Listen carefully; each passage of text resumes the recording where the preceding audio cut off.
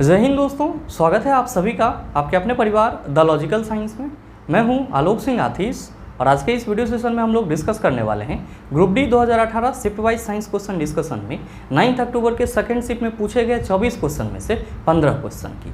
जी हाँ दोस्तों, इससे पीछे के वीडियो सेशन में हम लोगों ने 9 अक्टूबर के फर्स्ट शिफ्ट में जो क्वेश्चन पूछे गए थे उसको कंप्लीट करा था। दोस्तों आज के इस सेशन में हम लोग 9 अक्टूबर के सेकंड शिफ्ट में जो क्वेश्चन पूछे गए हैं उसकी बात करेंगे।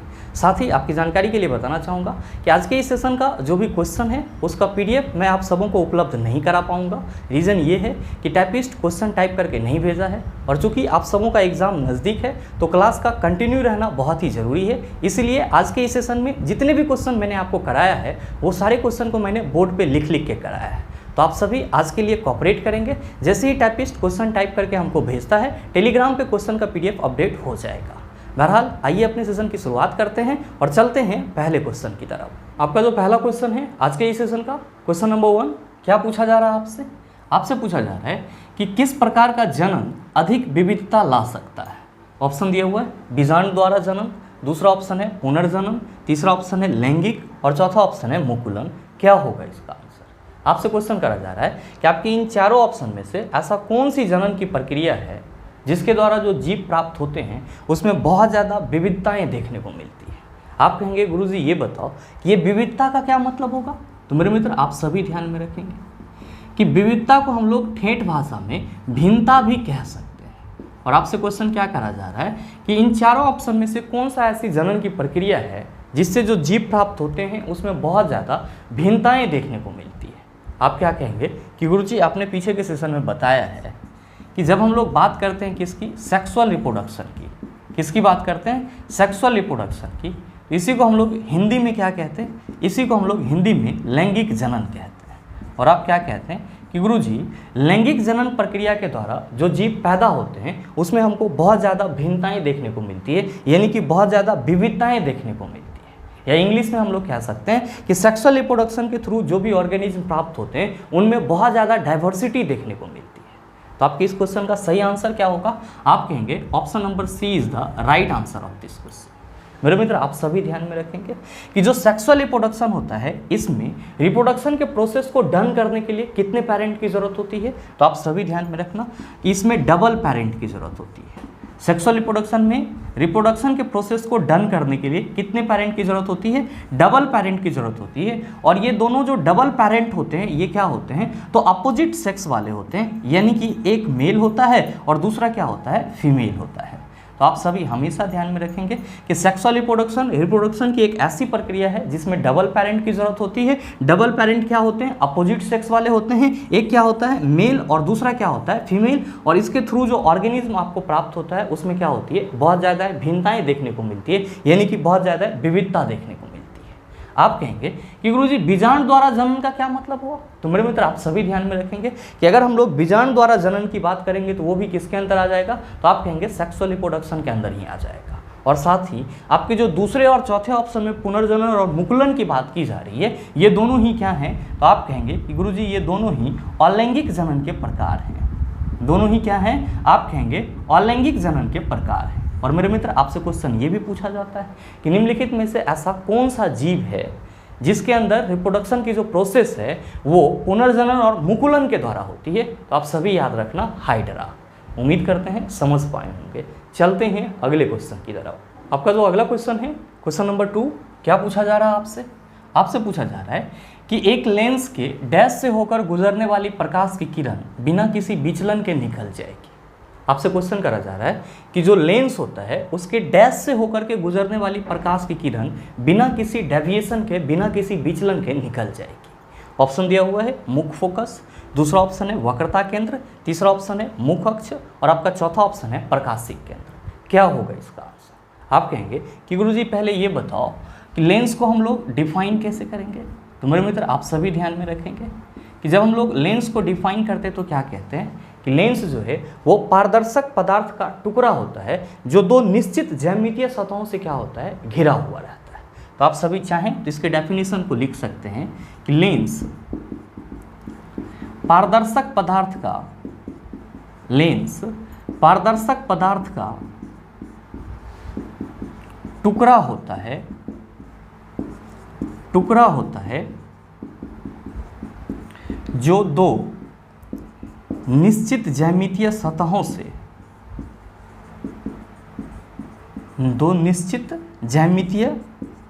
से घिरा रहता है।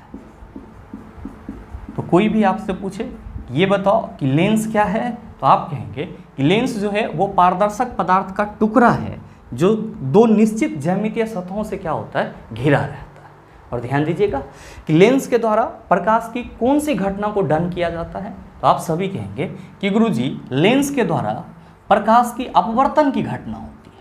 लेंस के द्वारा प्रकाश की कौन सी घटना होती है, तो प्रकाश की अपवर्तन की घटना होती है। आप सभी ये चीज़ भी ध्यान में रखेंगे। मेरे मित्र, आप सबों के मन में आ रहा होगा कि गुरुजी ये बताओ कि लेंस के कितने प्रकार होते हैं, तो आप सभी ध्यान में रखेंगे कि सामान्यतः हम लोग क्या कहते हैं, लेंस दो प्रकार के होते हैं। एक आपका कौन सा होता है, उत्तल लेंस होता है, और दूसरा कौन सा होता है, अवतल लेंस होता है। और मेरे मित्र ध्यान में रखेंगे कि उत्तल लेंस की संरचना कैसी होती है, तो उत्तल लेंस की संरचना आपको कुछ इस तरह का दिखाई पड़ता है, जबकि अवतल लेंस की संरचना कैसी होती है, तो आपको कुछ इस तरह का दिखाई पड़ता है। अब सवाल ये है कि गुरुजी लेंस के किस बिंदु से कोई प्रकाश की किरण गुजरेगी तो वो बिना विचलन के निकल जाएगी। तो मेरे मित्र यहाँ पे आपको लेंस के संरचना को समझना होगा। ध्यान दीजिएगा, अगर हम लोग बात करते हैं कि ये हमारा क्या है, एक उत्तल लेंस है। क्या है सर, एक उत्तल लेंस है। तो आप सभी क्या कहेंगे कि गुरुजी इसका अपना मुख अक्ष भी होगा। बिल्कुल होगा सर। ध्यान देंगे कि यहाँ पे हम लोग क्या करते हैं, एक परपेंडिकुलर लाइन ड्रॉ करते हैं और इस तरह से इसको हम लोग एक लाइन ड्रॉ कर लेते हैं। और आप क्या कहेंगे कि गुरुजी ये वाला जो बिंदु है इसको हम लोग क्या कहते हैं, तो सर ओ से रिप्रेजेंट करते हैं। और ये बिंदु जो है ये प्रकाशिक केंद्र कहलाती है। क्या कहलाती है, प्रकाशिक केंद्र कहलाती है, जिसको हम लोग इंग्लिश में क्या कहते हैं, ऑप्टिकल सेंटर कहते हैं। ध्यान दीजिएगा कि प्रकाशिक केंद्र को हम लोग क्या कहते हैं, ऑप्टिकल सेंटर कहते हैं, ऑप्टिकल सेंटर कहते हैं। और साथ ही हम सभी क्या कहते हैं कि गुरुजी लेंस में दो फोकस दूरी होते हैं। कितने फोकस दूरी होते हैं, दो फोकस दूरी होते हैं। कौन कौन सा, तो आप कहते हैं कि गुरुजी एक होता है f1 और दूसरा क्या होता है हमारा f2। दूसरा क्या होता है हमारा f2। और मेरे मित्र आप सभी ध्यान में रखेंगे ये जो आपका लेंस का इस पॉइंट से लेकर के इस पॉइंट तक का डिस्टेंस है, इसी को क्या बोला जाता है, लेंस का मुख अक्ष बोला जाता है, यानी कि प्रिंसिपल एक्सिस बोला जाता है। और लेंस के प्रिंसिपल एक्सिस पे क्या रहता है, तो f1 यानी कि पहला फोकस दूरी, और फिर ऑप्टिकल सेंटर, और क्या रहता है, तो गुरुजी दूसरा फोकस दूरी रहता है। और मेरे मित्र आप सभी ध्यान में रखेंगे कि अगर लेंस के प्रकाशिक केंद्र के अनुदिश कोई प्रकाश की किरण आए, लेंस के प्रकाशिक केंद्र के अनुदिश कोई प्रकाश की किरण आए, तो वो बिना डेविएशन के, बिना विचलन के क्या हो जाएगी, तो सर निकल जाएगी या फिर गुजर जाएगी।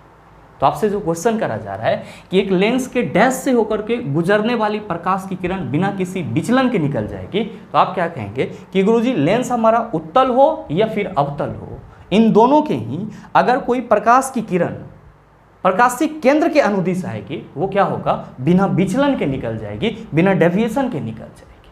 तो जो क्वेश्चन करा जा रहा है उसका सीधा सीधा आंसर क्या होगा, आप कहेंगे option number D is the right answer of this question. आप सबों के मन में आ रहा होगा कि गुरुजी पहले ऑप्शन में मुख फोकस दिया हुआ है। तो मेरे मित्र आप सभी ध्यान में रखेंगे कि यहाँ पे जो हम लोग लेंस के मुख फोकस की बात करते हैं, तो प्रायः हम लोग किसको मुख्य फोकस मान लेते हैं, तो f2 को मुख्य फोकस मान लेते हैं। तो आप ये चीज़ भी ध्यान में रखिएगा कि लेंस के मुख्य फोकस के रूप में प्रायः हम लोग किसको मुख्य फोकस मानते हैं, तो लेंस का जो दूसरा फोकस दूरी होता है उसको हम लोग मुख्य फोकस मान लेते हैं। आप कहेंगे कि गुरुजी ऑप्शन में वक्रता केंद्र भी दिया हुआ है, तो क्या लेंस में भी वक्रता केंद्र होता है, नहीं होता है सर। लेंस में वक्रता केंद्र नहीं होता है। लेंस में जो वक्रता केंद्र का काम करता है वो कौन करता है, तो 2f1 करता है। कौन करता है, 2f1 करता है। आप कहेंगे कि गुरुजी मुख अक्ष तो होता होगा, बिल्कुल होता है। और अभी जस्ट मैंने आपको बताया कि जो आप देख रहे हैं कि जिस पे f1 प्रकाशिक केंद्र और f2 है, ये क्या कहलाएंगे, आप कहेंगे मुख अक्ष कहलाएंगे। उम्मीद करते हैं समझ पाए होंगे। चलते हैं अगले क्वेश्चन की तरफ। आपका जो अगला क्वेश्चन है, क्वेश्चन नंबर 3, क्या पूछा जा रहा है आपसे पूछा जा रहा है कि फास्फोरस की परमाणविकता है।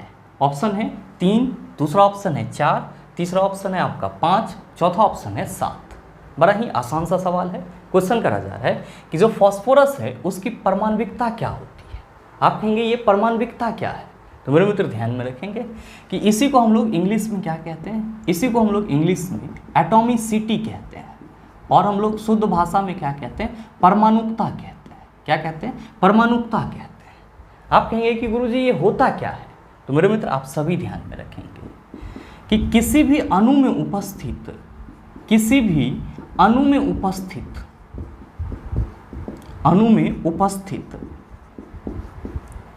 परमाणु की संख्या, किसी भी अणु में उपस्थित परमाणु की संख्या उस अणु की परमाणुकता कहलाती है। क्या कहलाती है? परमाणुकता कहलाती है। और अब आप क्या कहेंगे कि गुरुजी अगर हम लोग फास्फोरस के मॉलिक्यूल्स की बात करते हैं, फास्फोरस के अणु की बात करते हैं, तो जो फास्फोरस है ये हम लोग को P4 के रूप में दिखाई पड़ता है, या हम लोग P4 के रूप में पढ़ते हैं। इसका मतलब क्या हुआ कि जो फास्फोरस के अणु होते हैं उसमें फास्फोरस के कितने परमाणु होते हैं? आप कहेंगे कि गुरुजी जब ये P4 के रूप में दिखाई पड़ता है तो जाहिर सी बात है कि इसमें 4 परमाणु होते हैं। और आपने परमाणुकता का डेफिनेशन क्या लिखा कि किसी भी अणु में उपस्थित परमाणु की संख्या उस अणु की परमाणुकता कहलाती है। तो आप क्या कहेंगे कि गुरुजी क्वेश्चन करा जा रहा है कि फास्फोरस की परमाणुकता क्या होगी? हम लोग सीधे सीधे कह सकते हैं कि फास्फोरस की जो एटॉमिसिटी होगी वो 4 हो जाएगी, और हमारे इस क्वेश्चन का सही आंसर ऑप्शन नंबर बी हो जाएगा। आपका अगला क्वेश्चन है क्वेश्चन नंबर 4। क्या कहा जा रहा है कि निम्नलिखित में से कौन सा कथन क्षार के संबंध में सही नहीं है? आपसे क्वेश्चन करा जा रहा है कि आपके इन चारों ऑप्शन में से ऐसा कौन सा कथन है, स्टेटमेंट है जो क्षार यानी कि बेस के संबंध में सही नहीं है। ध्यान देंगे कि पहला ऑप्शन है स्वाद में खट्टा। आप क्या कहेंगे कि गुरुजी यही सही नहीं है। क्या है? क्योंकि जब भी हम लोग स्वाद में खट्टे की बात करते हैं तो किसका नाम लेते हैं? अम्ल का नाम लेते हैं। हम सभी ने बचपन से पढ़ा है कि अम्ल का टेस्ट कैसा होता है? खट्टा होता है। जबकि बेस का टेस्ट कैसा होता है? तो आप कहते हैं कि गुरुजी कड़वा होता है। और जब हम लोग बेस को छूते हैं तो हमको कैसा फील होता है? तो साबुन के जैसे चिकना फील होता है। तो मेरे मित्र आपसे जो क्वेश्चन करा जा रहा है कि निम्नलिखित में से कौन सा कथन क्षार के संबंध में सही नहीं है, आप कहेंगे गुरुजी पहला ही जो कथन है स्वाद में खट्टे होते हैं ये क्षार के संबंध में सही नहीं है, और आगे का ऑप्शन देखने की जरूरत नहीं है। हमारे इस क्वेश्चन का सही आंसर क्या होगा? ऑप्शन नंबर ए हो जाएगा। बहुत सारे मित्रों के मन में आ रहा होगा कि गुरुजी हमारे ऑप्शन में तो संक्षारक भी दिया हुआ है। मेरे मित्र इसी को हम लोग इंग्लिश में प्रिजर्वेशन कहते हैं। और ध्यान में रखेंगे कि बेस का कभी कभी यूज हम लोग प्रिजर्वेशन के रूप में भी करते हैं, यानी कि संक्षारक पदार्थ के रूप में भी करते हैं। तो दूसरा स्टेटमेंट या दूसरा ऑप्शन जो है वो क्या होगा? आप कहेंगे बेस के संबंध में सही होगा। आपका तीसरा है कि स्वाद में कसैला होता है। आप कहेंगे कि गुरुजी ये भी सही है, क्योंकि बेस के बारे में हम लोग कहते हैं स्वाद में कड़वा होता है, तो कड़वा बोल लें या फिर कसैला बोल लें, बात हमारा क्या होगा? एक ही होगा।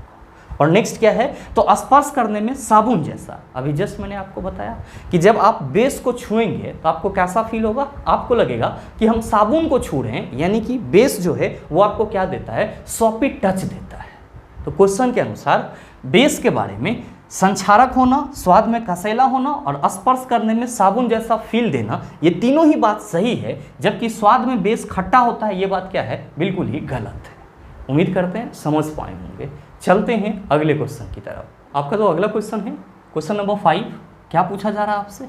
आपसे पूछा जा रहा है कि यदि एक ट्रेन 8/9 घंटे में 152 किलोमीटर की दूरी तय करती है तो ट्रेन की गति ज्ञात कीजिए। बताइए ना सॉल्व होगा? आप कहेंगे गुरुजी आसानी से सॉल्व हो जाएगा।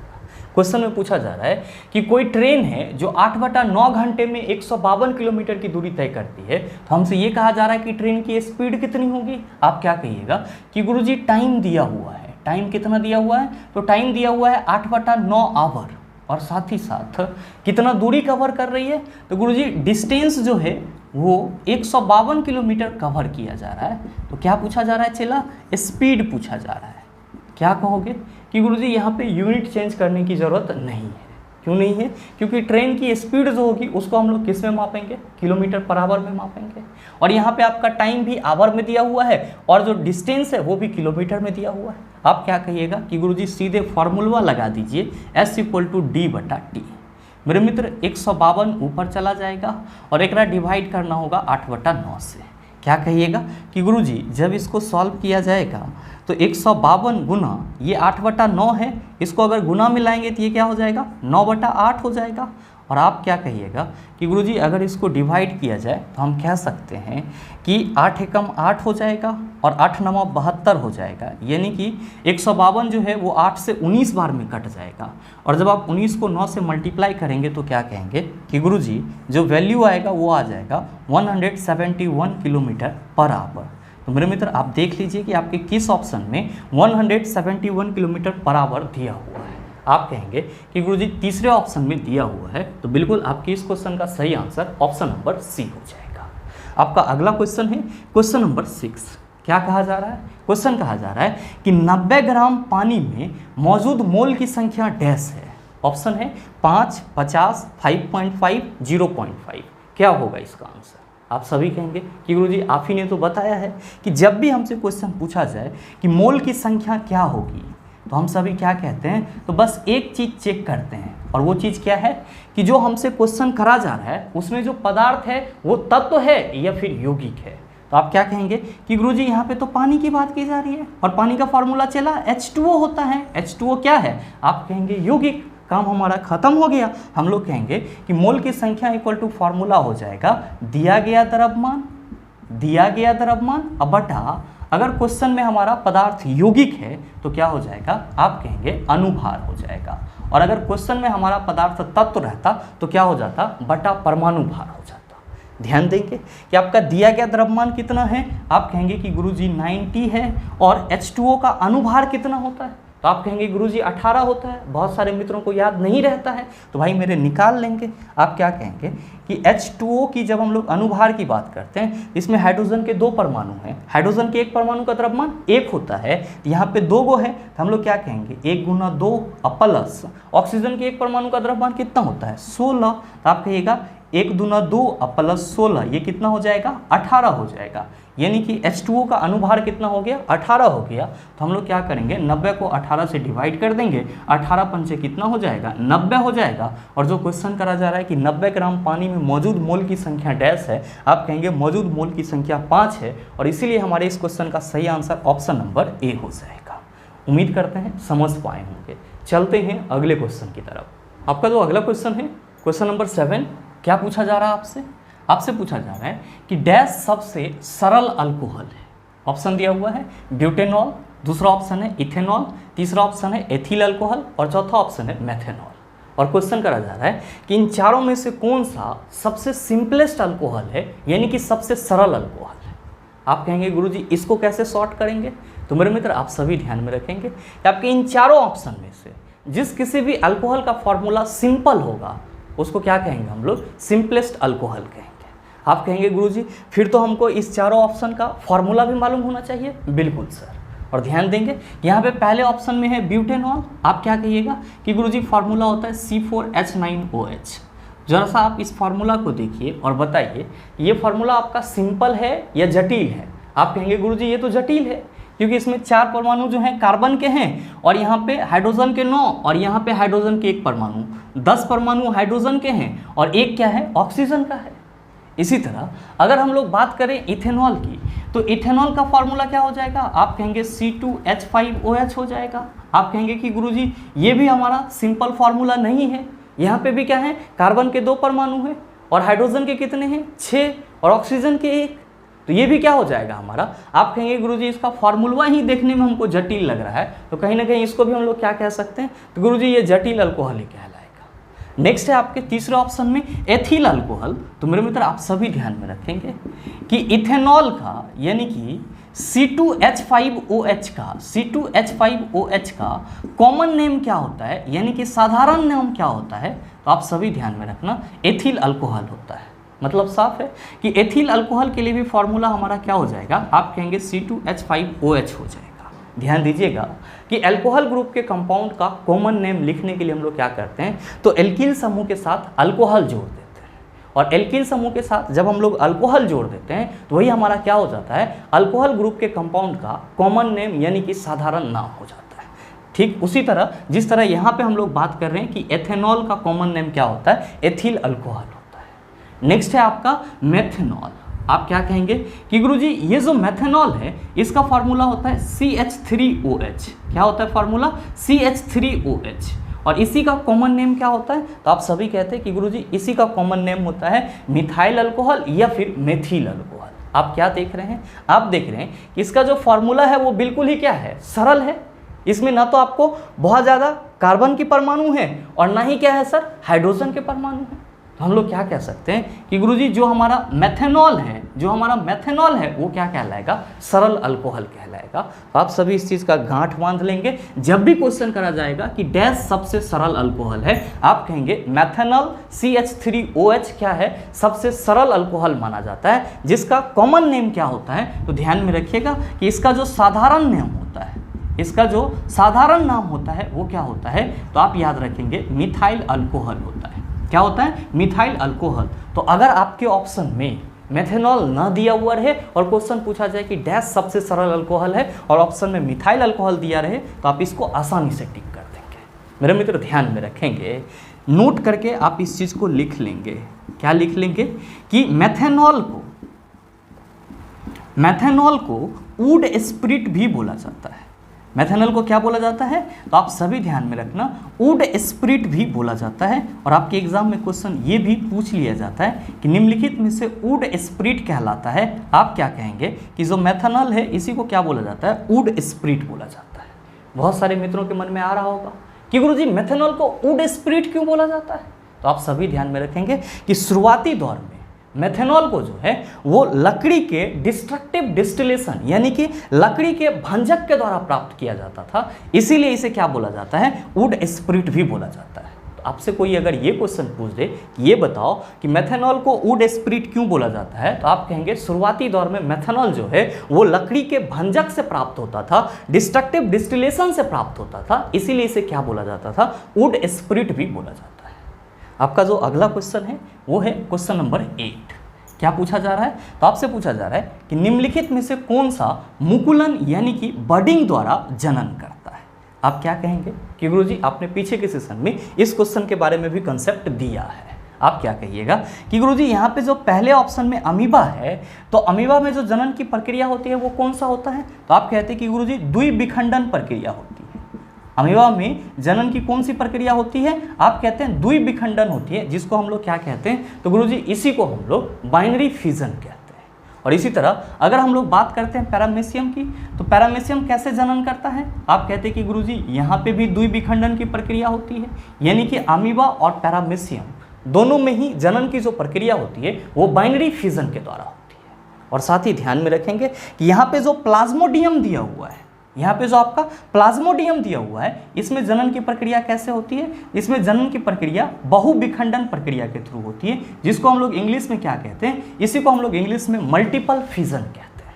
और साथ ही ध्यान में रखेंगे कि जो ईस्ट है इसमें जनन की प्रक्रिया कैसे होती है? तो इसमें जनन की प्रक्रिया मुकुलन के द्वारा होती है। कैसे होती है? मुकुलन के द्वारा होती है। भाई मेरे आपसे जो क्वेश्चन करा जा रहा है कि निम्नलिखित में से कौन मुकुलन द्वारा जनन करता है, आप कहेंगे गुरुजी जब आप ये बता रहे हो कि अमीबा द्विविखंडन द्वारा जनन करता है, पैरामेशियम भी द्विविखंडन द्वारा जनन करता है, प्लाज्मोडियम बहुविखंडन द्वारा करता है और कह रहे हो कि ईस्ट मुकुलन द्वारा करता है, तो जाहिर सी बात है कि हमारे इस क्वेश्चन का सही आंसर क्या होगा, ऑप्शन नंबर सी हो जाएगा। उम्मीद करते हैं समझ पाए होंगे। चलते हैं अगले क्वेश्चन की तरफ। आपका जो अगला क्वेश्चन है क्वेश्चन नंबर 9, क्या पूछा जा रहा है आपसे? आपसे पूछा जा रहा है कि निम्नलिखित में से किस समूह में बैक्टीरिया जैसे प्रोकैरियोटिक कोशिका तंत्र वाले एक कोशिकीय जीव समाविष्ट है? ऑप्शन दिया हुआ है कवक, दूसरा ऑप्शन है मोनेरा, तीसरा ऑप्शन है प्रोटिस्टा, चौथा ऑप्शन है प्लांटी। क्या होगा इसका आंसर? आप क्या कहेंगे कि गुरुजी अगर हम लोग बात करते हैं बायोलॉजी में 5 जगत प्रणाली की, किसकी बात करते हैं? 5 जगत प्रणाली की, क्लासिफिकेशन ऑफ 5 किंगडम की। हम सभी क्या कहते हैं कि 5 जगत प्रणाली में हमारा पहला क्या आ जाता है? आप कहते हैं कि गुरुजी मोनेरा आ जाता है। क्या आ जाता है? मोनेरा आ जाता है। और इसमें क्या रहता है? तो आप कहते हैं कि जितने भी एक कोशिकीय प्रोकैरियोटिक जीव होते हैं, जितने भी एक कोशिकीय प्रोकैरियोटिक जीव होते हैं, वे सब के सब किसके अंतर्गत आ जाते हैं? मोनेरा के अंतर्गत आ जाते हैं। मेरे मित्र ध्यान में रखेंगे कि प्रोकैरियोटिक जीव कहने का मतलब ये हुआ कि वैसा जीव जिसके बॉडी में जो सेल है वो पूरी तरह से विकसित ना हो। और यूकैरियोटिक कहने का मतलब ये हुआ कि वैसा जीव जिसके शरीर में जो सेल है वो पूरी तरह से क्या है, विकसित है।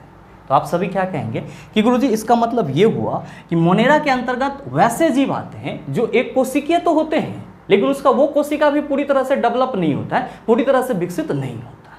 और ध्यान देंगे कि दूसरा हमारा कौन सा है, तो आप कहते हैं कि गुरुजी दूसरा हो जाता है प्रोटिस्टा। दूसरा कौन सा आ जाता है, तो आप कहते हैं कि गुरुजी प्रोटिस्टा जगत आ जाता है। और इसमें आप किसकी बात करते हैं, तो आप सभी ध्यान में रखेंगे कि जितने भी एक कोशिकीय यूकैरियोटिक ऑर्गेनिज्म होते हैं, जीव होते हैं, वे सब के सब किसके अंतर्गत आ जाते हैं, तो प्रोटिस्टा के अंतर्गत आ जाते हैं। और तीसरा आपका क्या होता है, तो तीसरा होता है गुरुजी कवक, जिसको हम लोग क्या कहते हैं, तो गुरुजी इसी को हम लोग इंग्लिश में फंगी कहते हैं। क्या कहते हैं, फंगी कहते हैं। और हम सभी क्या कहते हैं कि गुरुजी इसके अंदर जो जीव आते हैं वे क्या होते हैं, इसके अंदर जो जीव आते हैं वो यूकैरियोटिक परपोषित जीव होते हैं। क्या होते हैं, यूकैरियोटिक परपोषित होते हैं, यानी कि पैरासिटिक ऑर्गेनिज्म होते हैं जो अपने भोजन के लिए किस पे डिपेंड होता है, तो किसी दूसरे पे डिपेंड होता है। या आप कह सकते हैं कि गुरुजी परपोषित जीव वैसे जीव को बोला जाता है जो अपने पोषण के लिए किसी दूसरे जीव पे निर्भर होता है। तो जितने भी यूकैरियोटिक परपोषित जीव होते हैं वे सब के सब किसके अंतर्गत आ जाते हैं, कवक के अंतर्गत आ जाते हैं। और जब हम लोग बात करते हैं किसकी, प्लांटी की, किसकी बात करते हैं चिल्ला, प्लांटी की, तो जितने भी पादप आप देख रहे हैं वे सब के सब किसके अंतर्गत आ जाते हैं, तो आप कहेंगे कि गुरुजी प्लांटी के अंतर्गत आ जाते हैं। और ध्यान में रखेंगे कि ये क्या होते हैं, तो आप कहेंगे बहुकोशिकीय होते हैं। और साथ ही आपका पांचवा कौन होता है, तो आप कहते हैं कि गुरुजी पांचवा होता है एनिमेलिया।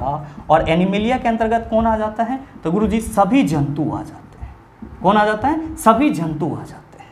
मतलब ये हुआ कि बायोलॉजी में जो हम लोगों को 5 किंगडम का क्लासिफिकेशन पढ़ना रहता है उसमें क्या पढ़ना रहता है, तो मोनेरा के बारे में जिसके अंतर्गत एक कोशिकीय प्रोकैरियोटिक जीव आते हैं, प्रोटिस्टा के बारे में जिसके अंतर्गत एक कोशिकीय यूकैरियोटिक ऑर्गेनिज्म आते हैं, कवक के बारे में जिसके अंदर यूकैरियोटिक परपोषित जीव आते हैं, प्लांटी में सभी पादप, और एनिमिलिया में क्या आ जाते हैं, सभी जंतु आ जाते हैं।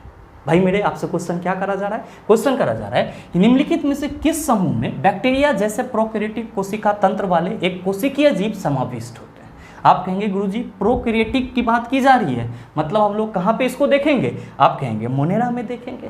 तो आपके इस क्वेश्चन का सही आंसर क्या होगा, आप कहिएगा ऑप्शन नंबर डी हो जाएगा। अगर बात की जाएगी कवक की तो आप क्या कहेंगे, इसके अंतर्गत यूकैरियोटिक परपोषित जीव आ जाएंगे। बात की जाएगी प्रोटिस्टा की तो आप क्या कहेंगे कि इसके अंतर्गत एक कोशिकीय यूकैरियोटिक जीव आ जाएंगे। और बात की जाएगी प्लांटी की तो आप क्या कहेंगे कि जितने भी पादप हैं वे सब के सब प्लांटी के अंतर्गत आ जाएंगे। उम्मीद करते हैं समझ पाए होंगे। चलते हैं अगले क्वेश्चन की तरफ। क्या आप भी इस उधेड़बुन में फंसे हुए हैं कि इस बचे हुए समय में ग्रुप डी साइंस का रिवीजन कैसे किया जाए, कहाँ से पढ़ा जाए, कौन सा चैप्टर ज़्यादा पढ़ा जाए, कौन सा चैप्टर कम पढ़ा जाए। तो मेरे मित्र इन सभी टेंशन को छोड़ते हुए आप हमारे साथ जुड़ सकते हैं ग्रुप डी साइंस के रिवीजन के लिए इस अर्जुना बायो और लक्स फिजिक्स केमिस्ट्री बैच में। दोस्तों इस अर्जुना बायो और लक्स फिजिक्स केमिस्ट्री बैच में आपको फिजिक्स, केमिस्ट्री और बायोलॉजी तीनों के ही जो भी group D exam relevant topic हैं उन सभी का समग्र थ्योरी करवाया जाएगा ताकि आपका एक शानदार रिवीजन हो जाए। और मेरे मित्र ये कोर्स जो है वो आपको हमारे द लॉजिकल साइंस के एप्लीकेशन पे मिल जाएगा। और इस कोर्स से संबंधित किसी भी तरह के अनदर जानकारी के लिए आप हमारे दिए गए नंबर पे कॉल या व्हाट्सएप कर सकते हैं। आपका जो अगला क्वेश्चन है, क्वेश्चन नंबर 10, क्या पूछा जा रहा है आपसे? आपसे पूछा जा रहा है कि एक्टिनियम की परमाणु संख्या है, ऑप्शन दिया हुआ है 89, दूसरा ऑप्शन है 90, तीसरा ऑप्शन है 88 और आपका चौथा ऑप्शन है 91। बताइए ना सॉल्व होगा? आप कहेंगे गुरुजी कल के सेशन में ही आपने बताया है। क्या बताया मैंने कि जो आपका एक्टिनियम है इसका सिंबल क्या होता है, तो आप कहते हैं कि गुरुजी AC होता है। और इसका एटॉमिक नंबर क्या होता है, तो आप सभी कहते हैं कि गुरुजी इसका एटॉमिक नंबर 89 होता है। तो भाई मेरे आपसे जो क्वेश्चन करा जा रहा है उसका सीधा सीधा आंसर क्या हो जाएगा, आप कहेंगे option number A is the right answer of this question. मेरे मित्र ध्यान में रखेंगे कि आवर्त सारणी में एक्टिनियम के बाद के जो तत्व हैं वो किस श्रेणी के तत्व कहलाते हैं, आप कहेंगे एक्टेनाइट सीरीज के तत्व कहलाते हैं, यानी कि एक्टेनाइट श्रेणी के तत्व कहलाते हैं। आप सबों के मन में आ रहा होगा कि गुरुजी यहाँ पे एटॉमिक नंबर जो 90 लिखा हुआ है ये बता दो कि कौन सा ऐसा तत्व है जिसकी परमाणु संख्या 90 होती है। मैंने आपको कल भी बताया है कि जब हम लोग बात करते हैं थोरियम की, किसकी बात करते हैं, थोरियम की, तो थोरियम का परमाणु संख्या कितना होता है, आप कहेंगे 90 होता है। आप सबों के मन में आ रहा होगा कि गुरुजी यहाँ पे तो 88 भी दिया हुआ है, ये बता दो कि 88 जो है वो कौन से तत्व का परमाणु संख्या है। तो मेरे मित्र आप सभी ध्यान में रखेंगे कि जब हम लोग बात करते हैं रेडियम की, किसकी बात करते हैं, रेडियम की, तो रेडियम का एटॉमिक नंबर कितना होता है, 88 होता है। आप कहेंगे कि गुरुजी ये 91 किसका परमाणु संख्या होगा। तो मेरे मित्र आप सभी ध्यान में रखेंगे कि जब हम लोग बात करते हैं प्रोटैक्टियम की, किसकी बात करते हैं, प्रोटैक्टियम की, तो हम लोग क्या कहते हैं कि गुरुजी प्रोटैक्टियम का जो एटॉमिक नंबर होता है वो 91 होता है। आपका जो अगला क्वेश्चन है वो है क्वेश्चन नंबर 11। क्या कहा जा रहा है कि इनमें से कौन सा इलेक्ट्रॉनिक विन्यास एक अधातु का है।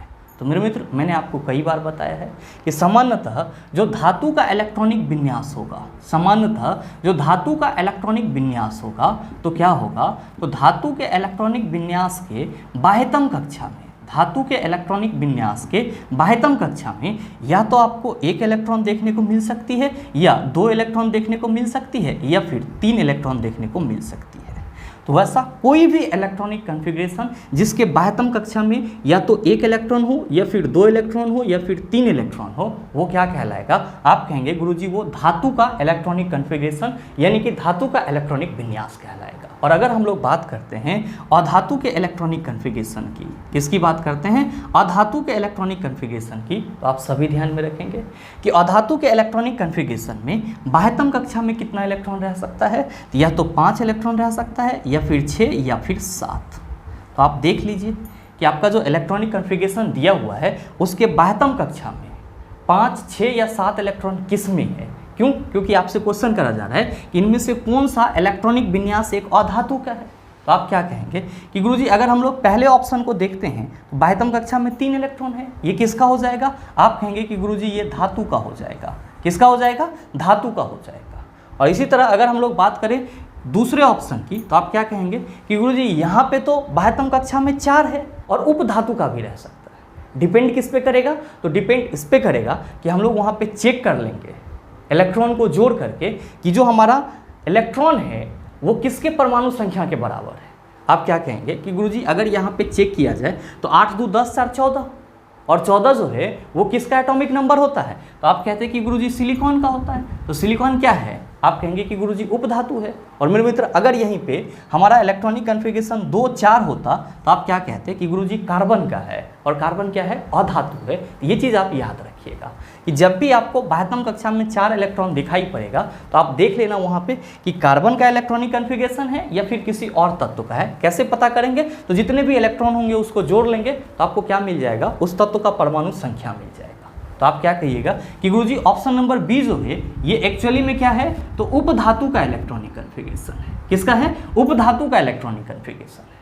और साथ ही आपका जो तीसरा ऑप्शन है जिसमें 2 8 5 है लिखा हुआ, आप क्या कहेंगे कि गुरुजी अभी जस्ट आपने बताया कि अधातु का जो इलेक्ट्रॉनिक कॉन्फ़िगरेशन होगा उसके बाह्यतम कक्षा में या तो 5 इलेक्ट्रॉन या 6 या फिर 7। तो यहाँ पे 5 है तो ये क्या हो जाएगा, आप कहेंगे कि गुरुजी ये अधातु का इलेक्ट्रॉनिक कॉन्फ़िगरेशन हो जाएगा। और यहाँ पे 4 है तो आप कहेंगे ये तो पूरी तरह से डिक्लियर है गुरुजी, इसके बाह्यतम कक्षा में 1 इलेक्ट्रॉन है, तो ये किसका कॉन्फ़िगरेशन हो जाएगा, आप कहिएगा धातु का। चला क्वेश्चन क्या पूछा जा रहा है, क्वेश्चन पूछा जा रहा है कि कौन सा इलेक्ट्रॉनिक विन्यास एक अधातु का है। आप कहेंगे जो ऑप्शन नंबर सी है ये क्या है, तो गुरुजी ये अधातु का इलेक्ट्रॉनिक विन्यास है। उम्मीद करते हैं समझ पाए होंगे। चलते हैं अगले क्वेश्चन की तरफ। आपका जो अगला क्वेश्चन है क्वेश्चन नंबर 12, क्या पूछा जा रहा है आपसे, आपसे पूछा जा रहा है कि निम्नलिखित में से कौन सा एक विषम यौगिक है। आपसे क्वेश्चन करा जा रहा है कि इन चारों ऑप्शन में से कौन सा एक विषम यौगिक है। आपका पहला ऑप्शन है प्रोपेन, दूसरा है एथीन, तीसरा ऑप्शन है मीथेन और चौथा ऑप्शन है इथेन। और क्वेश्चन करा जा रहा है कि इन चारों में से कौन सा जो है विषम है। आप कहेंगे गुरुजी इस चीज़ को हम लोग कैसे पता करेंगे, तो मेरे मित्र यहाँ पे हम लोगों को ये देखना होगा कि जो आपका इन चारों ऑप्शन में से कौन सा एक ऐसा ऑप्शन है जो ऑर्गेनिक केमिस्ट्री में अलग ग्रुप के कंपाउंड है। आप क्या कहेंगे कि गुरुजी अगर हम लोग बात करें प्रोपेन की तो इसका फार्मूला क्या होता है, आप कहते हैं कि गुरुजी C3H8 होता है। और ये किस ग्रुप का कंपाउंड है, आप कहेंगे एल्केन ग्रुप का कंपाउंड है। किसका कंपाउंड है, एल्केन ग्रुप का कंपाउंड है। और अगर हम लोग बात करें मीथेन की तो आप क्या कहिएगा कि गुरुजी इसका फॉर्मूला CH4 होता है और ये भी क्या है, तो आप कहेंगे कि गुरुजी ये भी एल्केन ग्रुप का ही कंपाउंड है। और अगर हम लोग बात करें किसकी, इथेन की, तो आप क्या कहेंगे कि गुरुजी इसका फॉर्मूला होता है C2H6 और ये भी क्या है, तो आप कहेंगे एल्केन ग्रुप के ही कंपाउंड है। किसके कंपाउंड है, एल्केन ग्रुप के ही कंपाउंड। और अगर हम लोग बात करेंगे किसकी, एथीन की, तो आप क्या कहिएगा कि गुरुजी इसमें इन लगा हुआ है। क्या लगा हुआ है, इन लगा हुआ है। और हम कह सकते हैं ये जो हमारा कंपाउंड है वो किस ग्रुप का है, आप कहिएगा एल्कीन ग्रुप का है। और इसका फॉर्मूला क्या होता है, तो आप कहेंगे कि गुरुजी जो एल्कीन ग्रुप होता है उसका जनरल फॉर्मूला CnH2n होता है।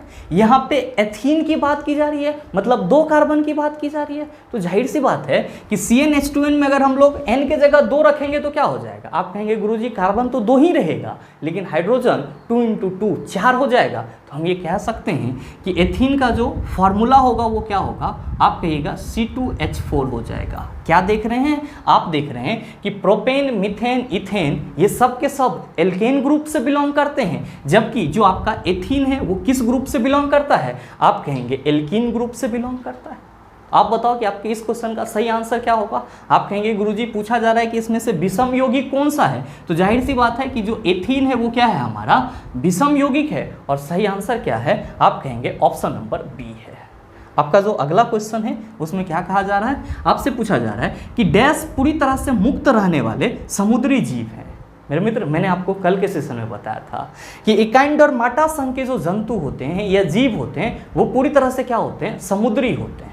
इसका मतलब ये हुआ कि इकाइंड और माटा संघ में जितने भी जीव आते हैं वे सब के सब क्या कहलाते हैं, समुद्री जीव कहलाते हैं। तो जो क्वेश्चन करा जा रहा है कि डैश पूरी तरह से मुक्त रहने वाला समुद्री जीव है, आप कहेंगे इकाइंडरमेटा। क्या कहेंगे, इकाइंडरमेटा। ध्यान में रखिएगा कि इस संघ के जो कुछ जीव हैं उसका उदाहरण क्या है, मैंने आपको कल भी बताया था। जो आपका समुद्री खीरा है वो किसके अंतर्गत आ जाता है, तो गुरुजी इकाइंडरमेटा के अंतर्गत आ जाता है। साथ ही साथ जो स्टार फिश है वो किसके अंतर्गत आ जाता है, तो आप कहते हैं इकाइंडरमेटा के अंतर्गत आ जाता है। आप कहेंगे कि गुरुजी ये बताओ कि मोलस्का संघ के अंतर्गत कौन से जंतु आ जाएंगे, तो मेरे मित्र आप सभी ध्यान में रखेंगे कि मोलस्का के अंतर्गत कौन आ जाता है, तो जो घोंघा की आप सभी बात करते हैं और साथ ही साथ जो ऑक्टोपस की बात करते हैं ये किसके अंतर्गत आ जाता है, मोलस्का संघ के अंतर्गत आ जाता है। और साथ ही जब हम लोग बात करते हैं आर्थ्रोपोडा की, तो आप क्या कहते हैं कि गुरुजी ये जंतुओं का सबसे बड़ा संघ माना जाता है। क्यों, क्योंकि हम लोग जो जीव जंतु देखते हैं इसमें से 75% जीव जंतु जो है वो आर्थ्रोपोडा संघ से बिलोंग करते हैं। और मेरे मित्र, जब हम लोग आर्थ्रोपोडा संघ के जंतु के एग्जाम्पल की बात करते हैं, उदाहरण की बात करते हैं, तो आप क्या कहते हैं कि गुरुजी जो केकड़ा है, साथ ही साथ जो बिच्छू है और साथ ही साथ जो तिलचट्टा वगैरह है ये सब के सब किसके अंतर्गत आ जाते हैं, आर्थ्रोपोडा के अंतर्गत आ जाते हैं। आप कहेंगे कि गुरुजी ऑप्शन में तो नेमाटोडा भी है, तो मेरे मित्र इसी को हम लोग क्या कहते हैं, एस्के हेलमेंथिस कहते हैं। और इसके अंतर्गत ही कौन आ जाता है, तो गुरुजी इसके अंतर्गत गोल कृमि आता है, जिसको हम लोग क्या कहते हैं, राउंड वॉर्म कहते हैं। क्या कहते हैं, राउंड वॉर्म कहते हैं। और ध्यान में रखिएगा कि जो हम लोग एस्केरिस की बात करते हैं, जो हम लोग एस्केरिस की बात करते हैं या फिर जो हम लोग बुचेरिया की बात करते हैं, ये सब के सब किसके अंतर्गत आ जाते हैं, तो नेमाटोडा यानी कि एस्के हेलमेंथिस के अंतर्गत आ जाते हैं। उम्मीद करते हैं समझ पाए होंगे। चलते हैं अगले क्वेश्चन की तरफ। आपका जो अगला क्वेश्चन है, क्वेश्चन नंबर 14, क्या पूछा जा रहा है आपसे, आपसे पूछा जा रहा है कि 15 kg द्रव्यमान की एक वस्तु 8 मीटर पर सेकंड के एक समान वेग से गति कर रहा है, उस वस्तु की गतिज ऊर्जा क्या है, बताइए। इससे सरल क्वेश्चन और कुछ हो सकता है क्या, आप कहेंगे बिल्कुल नहीं। आप सभी क्या कहिएगा कि गुरुजी kinetic energy equal to formula होता है ½ mv²। और इसीलिए हम लोग क्या कहेंगे कि यहाँ पे हाफ तो हम रखेंगे ही रखेंगे, साथ में वस्तु का द्रव्यमान 15 kg है तो गुना 15 कर देंगे और वेग हमारा 8 मीटर पर सेकेंड है, चूँकि यहाँ पे स्क्वायर है हम लोग इसको 8 × 8 कर देंगे। क्या कहिएगा कि गुरुजी 7.5 × 15 हो जाएगा। और जब आप 7.5 × 8 × 8 करेंगे तो ये आपका कितना आ जाएगा, तो ये लगभग जो है आपका 480 आ जाएगा। यानी कि जो आपका आंसर हो जाएगा वो कितना हो जाएगा, 480 जूल हो जाएगा। और आपके इस क्वेश्चन का सही आंसर ऑप्शन नंबर ए हो जाएगा। उम्मीद करते हैं समझ पाए होंगे। चलते हैं अगले क्वेश्चन की तरफ। आपका जो अगला क्वेश्चन है, क्वेश्चन नंबर 15, क्या पूछा जा रहा है आपसे, आपसे पूछा जा रहा है कि चमगादड़ उनके मार्ग में आने वाली वस्तुओं से टकराकर वापस आने वाली डैश के द्वारा मार्ग की बाधाओं का पता लगाते हैं। ऑप्शन दिया हुआ है विद्युत चुंबकीय तरंग, दूसरा ऑप्शन है रेडियो तरंग, तीसरा ऑप्शन है अल्ट्रासोनिक तरंग और चौथा ऑप्शन है अपसरप तरंग। क्या होगा इसका आंसर? मेरे मित्र, इस क्वेश्चन के बारे में हमने पीछे के सेशन में डिस्कस करा है और आप में से बहुत सारे मित्र ऐसे होंगे जिसको आंसर मालूम चल गया होगा। और इस क्वेश्चन का आंसर आप सबों से उम्मीद करूंगा सही आंसर क्या होगा नीचे कमेंट करके ज़रूर बताइएगा, आपके कमेंट का इंतजार रहेगा। और साथ ही आज के इस सेशन में हम लोग इतना ही क्वेश्चन को रखेंगे और उम्मीद करते हैं कि आज के इस सेशन के जो भी क्वेश्चन थे उन सभी को आप आसानी से समझ पाए होंगे। और अब अगर आपको इस टाइप का कोई भी प्रश्न दे दिया जाए तो आप उसका जवाब आसानी से दे सकते हैं। साथ ही उम्मीद करते हैं ये वीडियो आपको अच्छा लगा होगा। अगर आपको वीडियो अच्छा लगा तो वीडियो को लाइक कीजिएगा, ज़्यादा से ज़्यादा शेयर कीजिएगा और हाँ, अगर आप चैनल पर नए हैं तो सब्सक्राइब करके बेल आइकन दबा लीजिएगा ताकि इस तरह के एग्जाम रेलेवेंट वीडियो का नोटिफिकेशन सबसे पहले आपके पास पहुँचे और आप उसको सबसे पहले देख पाओ। मिलते हैं फिर अगले सेशन में, तब तक के लिए best of luck. Thank you, have a nice day.